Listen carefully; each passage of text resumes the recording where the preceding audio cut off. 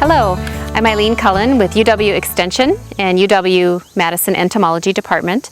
I'm the Field Crops Extension Entomologist. Two-spotted spider mites can be a problem in soybean or in corn, more commonly in soybean, and today we're in a soybean field. So two-spotted spider mites are actually present every year, which can be surprising sometimes because we're really used to, in field crops, soybean and corn, dealing with two-spotted spider mite when we have very dry conditions and when the problem, as you'll see in a moment, is actually advanced in the field.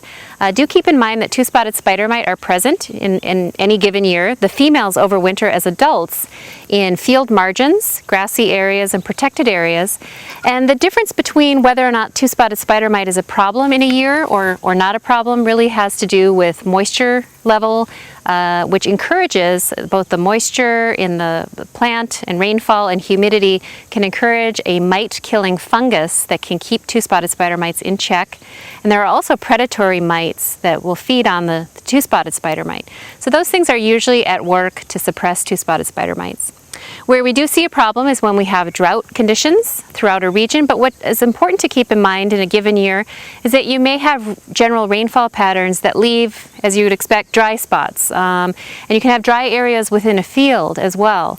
So we're going to look at some of that, and the issue with dry conditions is that this is where that mite-killing fungus is really not able to be kept in the field. It's too dry for that. And then with the heat and dry conditions, two-spotted spider mite can really take off and reproduce at a level that the natural predators can't keep up. So with that, we're going to look at some symptoms on plants and what you might see in field patterns of infestation in connection with drought or with a dry condition in a field.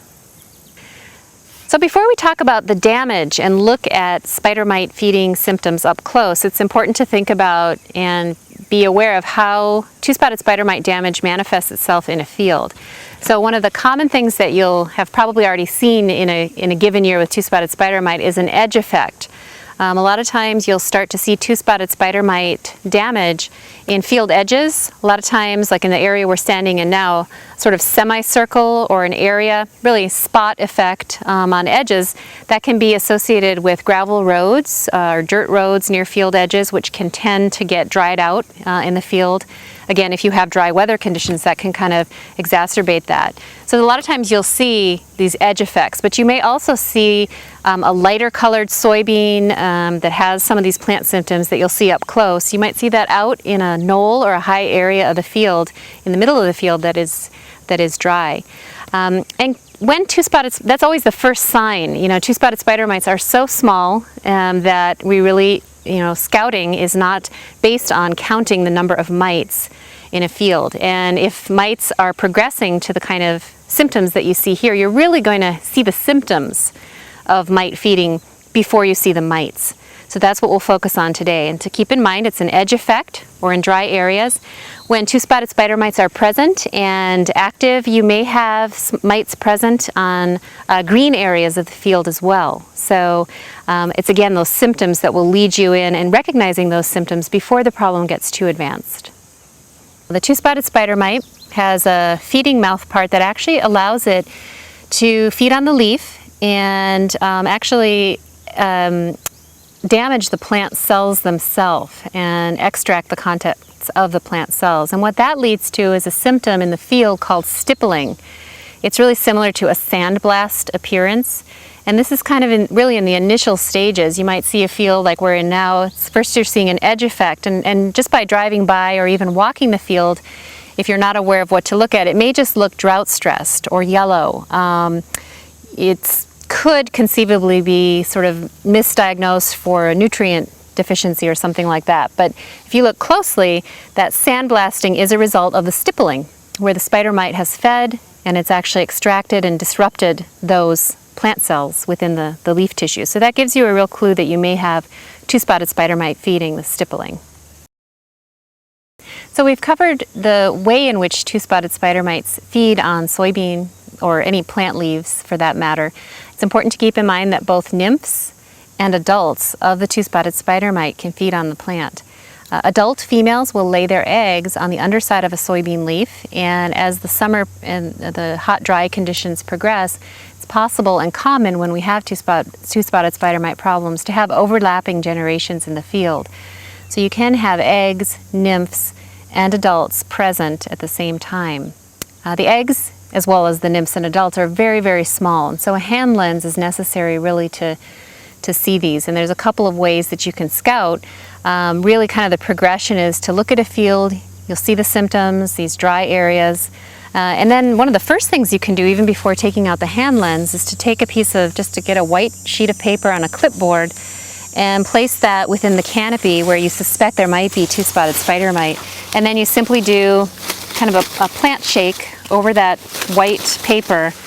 And then what you'll have on that is, if you have spider mites present, you'll have little black specks that will be moving around. At that point, you really want to take your hand lens and look at those more closely. The black specks are showing the two abdominal, or the two spots on the abdomen of the two-spotted spider mite, where it gets its name from. So that's really kind of a way that you can zone in on a field.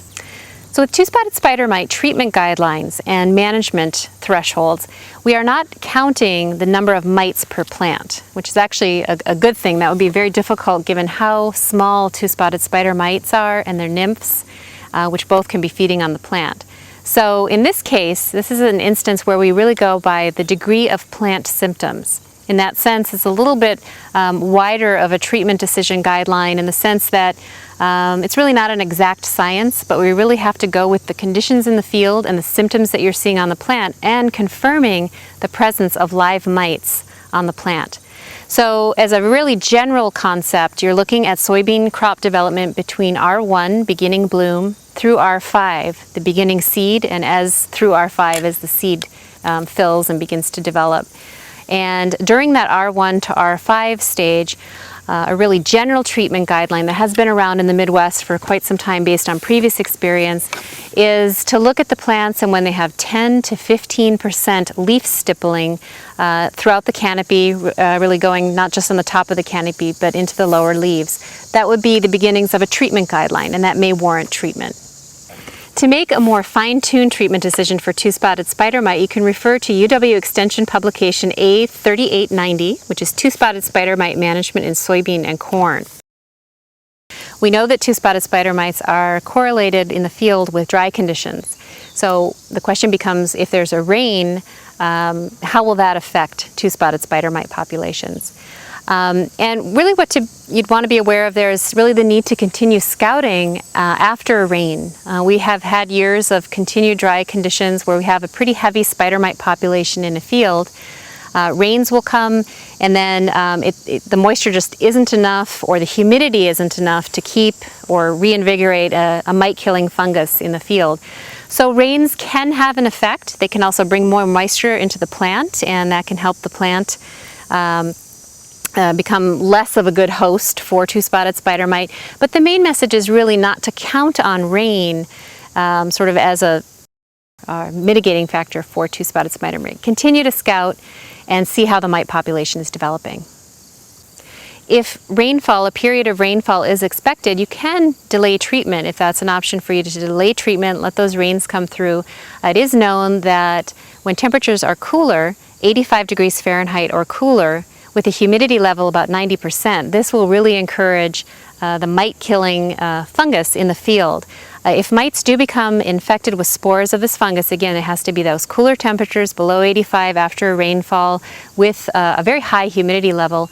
Mites will take on a waxy or cloudy appearance, and this can indicate to you that they may be infested or infected with the pathogen, the fungus. At that point, then you may see mite populations declining. But again, after rainfall, you really need to continue to scout that field and see if you're still at that treatment decision level. Once you've determined that a treatment is warranted for two-spotted spider mite, you can refer to UW Extension publication A3646, Pest Management in Wisconsin Field Crops. And we have a section in here on two-spotted spider mite scouting, identification, treatment decision guidelines, and specific insecticides that are actually effective as miticides for the two-spotted spider mite. And you really want to follow those recommendations closely because not all insecticides are labeled for two-spotted spider mite control. When treating for two-spotted spider mite, you do have the option to do an edge treatment if you're able to confirm that your two-spotted spider mite infestation is primarily confined to spots in the field or primarily edges. Do be cautious when you're making that kind of a decision though. Only do a spot treatment or an edge treatment if you've already scouted the inner part of the field. And in many cases, if mite populations are very advanced in the edges of the field and they're also present in the inner part of the field, you really can have the potential for two-spotted spider mite populations to increase within a week, and just that damage will progress in the field.